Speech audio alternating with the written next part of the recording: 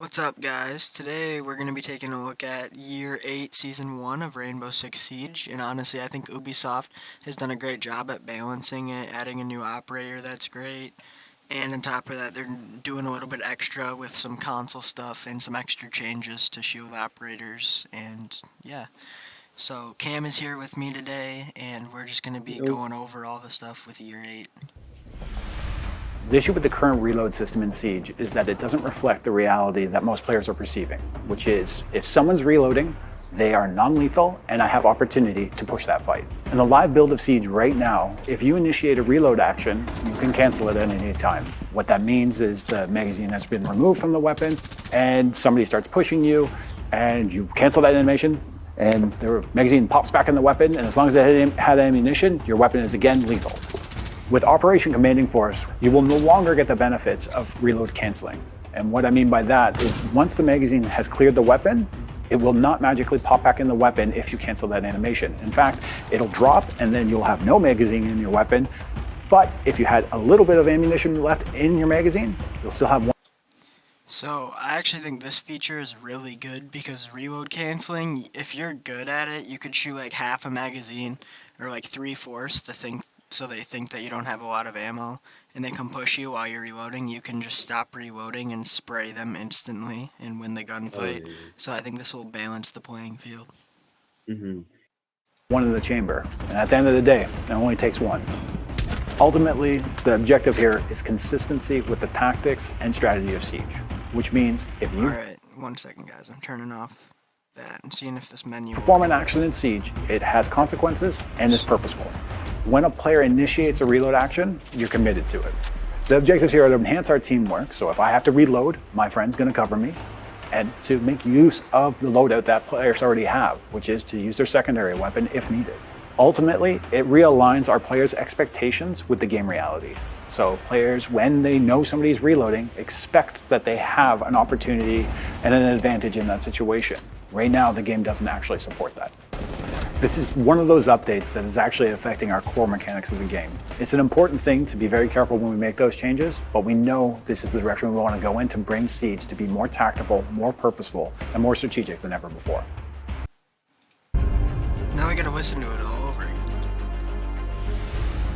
So on Siege, we have a problem where a lot of players are using these little widgets called input spoofing devices, and they allow you to play with a keyboard and mouse on console.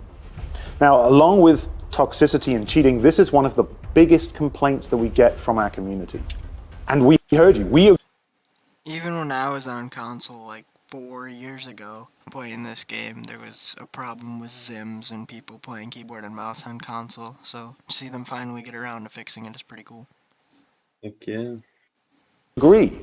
It feels really unfair to play against other players when you have such a disadvantage. So this is a problem that all console shooters have, especially the competitive ones. And there hasn't really been a reliable solution for this yet. In fact, the devices they're using are specifically designed to be undetectable. We wanted to build our own system that would sniff out mouse and keyboard players on console so that we could build a better picture of exactly who is using these devices. And we called that system Mousetrap. We have been really quiet about it, but actually it's been running in the background in shadow mode for several seasons.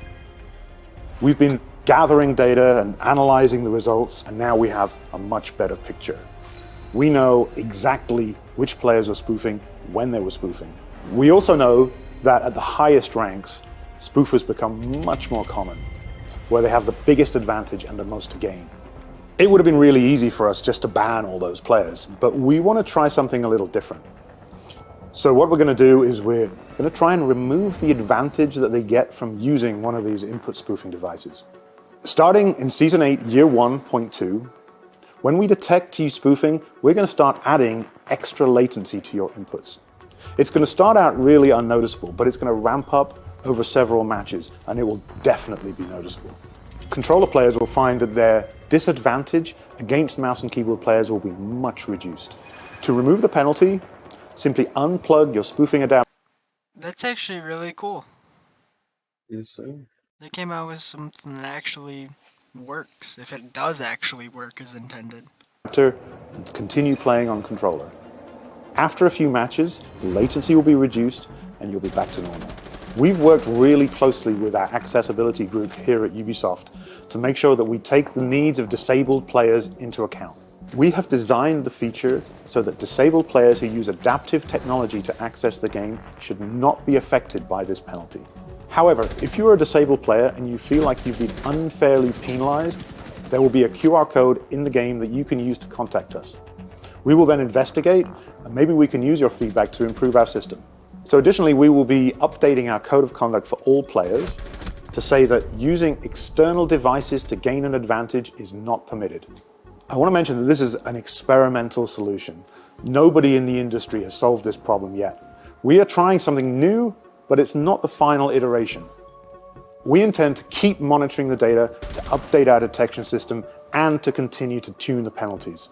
It's an evolving situation. We are committed to continuing to work on it to improve the fairness of Siege.